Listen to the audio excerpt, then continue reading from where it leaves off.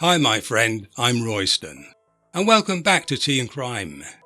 The other day, Rain and myself, Rain's my partner in case you weren't aware, we came up with a saying that has a nice ring about it. And that saying is, the secret to a well-balanced life is a cup of tea, while watching an episode or two of Tea and Crime. I like that. In today's episode, we're going all the way to the United States, to Chicago, the birthplace of John Wayne Gacy, an American serial killer known as the Killer Clown, who assaulted and murdered at least 33 young men and boys. We're looking at 10 facts regarding this character, similar to what we did last week with Eileen Warnos. Whether it's your first time here or you've been here before, I'd like to invite you to stick around as we deep dive into them.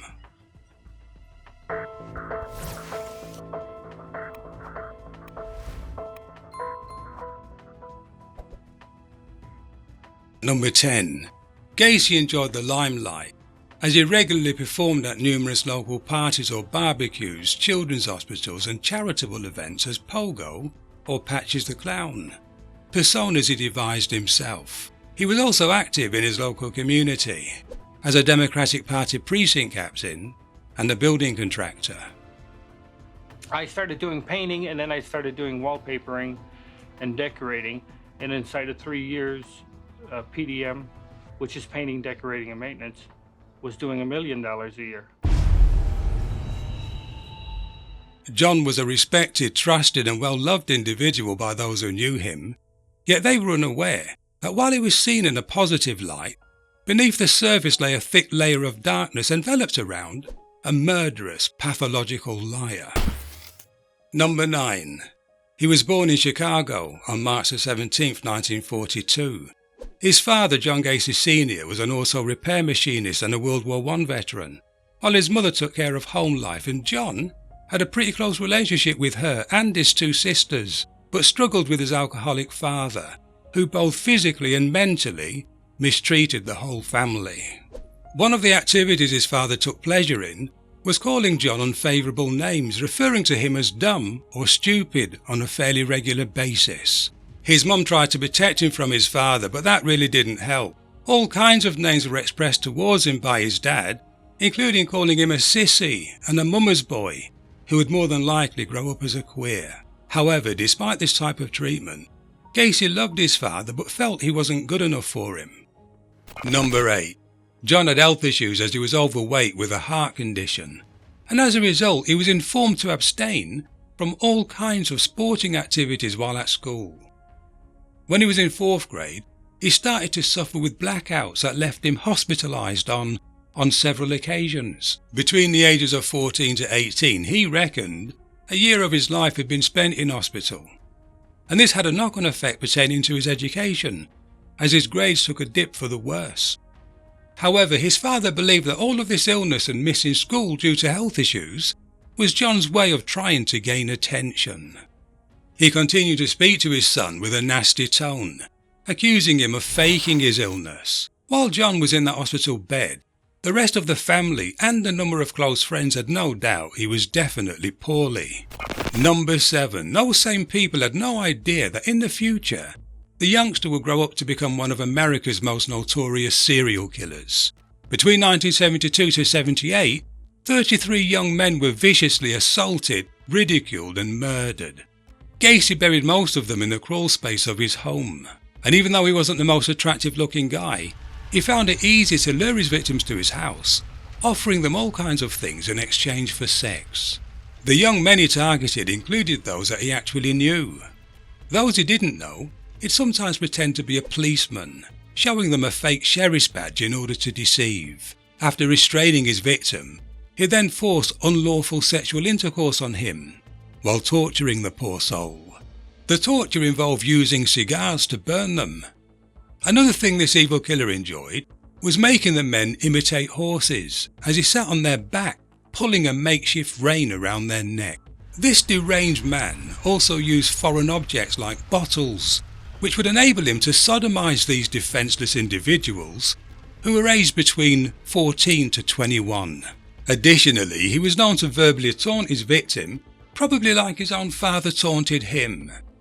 Many of the young men were dragged or forced to crawl into his bathroom, where he'd partly drowned them in his bathtub, before repeatedly reviving them for over an hour or two, enabling himself to continue his prolonged torture before they succumbed to death. And after their death, Gacy usually stored the bodies under his bed for up to 24 hours, before burying them in his crawl space, where over time he poured 700, maybe 800 pounds of quicklime to hasten decomposition. This was a completely different persona his friends and colleagues who attended various community events with him knew him by. Number 6. In some ways, Gacy was similar to other serial killers, yet in other ways he was unusually different. His background was similar in that he was mistreated in his youth and had a history of progressively becoming more violent as he escalated from assaulting others to murdering them. And he was different in that he used a lot of sadistic torture methods. Now, most serial killers are sadistic, inclined toward torturing their victim in some way, but Gacy took it a step further. And this seemed to be his main objective. He targeted young men and boys, whereas most serial killers target women. He kept bodies in his home, similar to British serial killer Dennis Nilsen, as well as another well-known killer, Jeffrey Dahmer. Unfortunately, the majority of the men who were partially abused but survived failed to report their experiences, thus enabling Gacy to eventually become prolific. This man ran his own business, which was making very good money, affording him the opportunity to employ others. And while doing that, he often dressed as a clown, which he said allowed him to be himself. I've always told people when I got into clown makeup, I regressed into childhood. It was fun being a clown because you could be yourself or just let yourself go and act a fool.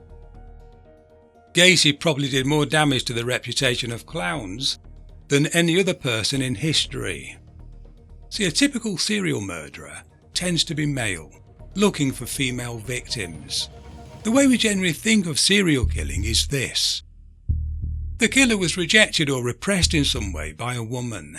It could be his mother, girlfriend, wife, or a combination of them all, resulting in internalizing that treatment while at the same time viewing themselves as failures. This then develops into resentment and shame before anger kicks in, and once it does, they start hunting women for revenge.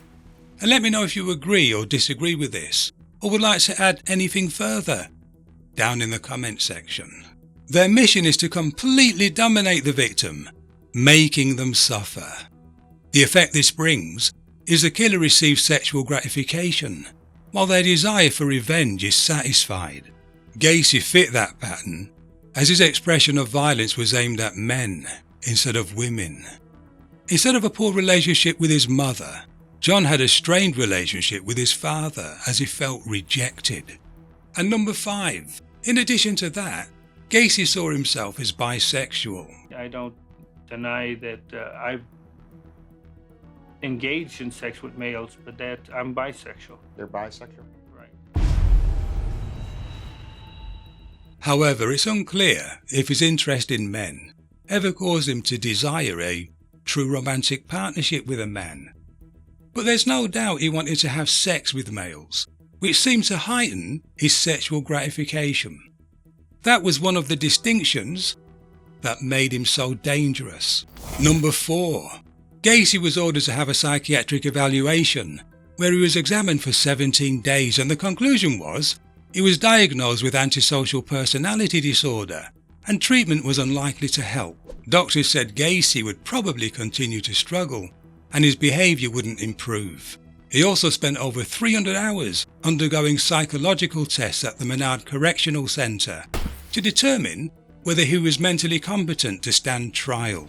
And this brings us to fact number 3.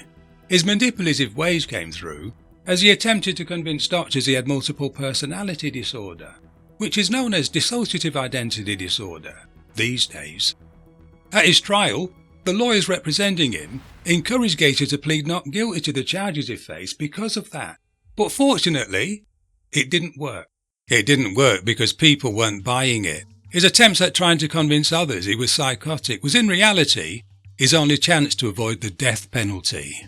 A number of professionals he saw also said he had schizophrenia, which is associated with psychosis, but they additionally explained he had paranoia. Number 2.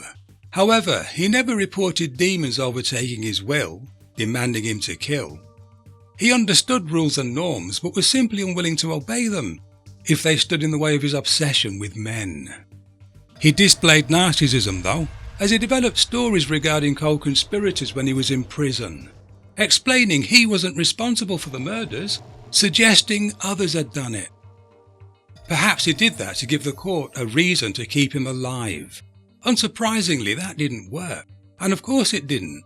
They found the majority of the victims buried in his crawl space. It's astonishing to understand that one day he believed he could be set free. But you don't have to be psychotic to have that attitude. Again, it was more than likely his narcissistic tendencies coming through. However, it was determined Gacy was not legally insane. He knew his violent actions were fatal and condemned by law and society, and throughout life he showed he was in touch with reality. He was relatively successful at school. He was an industrious businessman, and at one point he was a family man with children. I was married twice, and just because I didn't get along in the marriages, my marriages went down the drain only because I was a workaholic, working 7 days a week in that. You notice how he blamed being a workaholic for the downfall of his 2 marriages.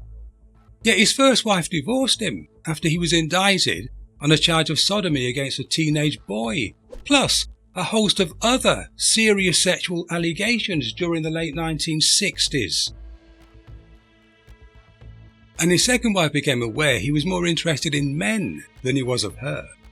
I mean, they had a non-existent sex life, as he didn't have the energy for a woman.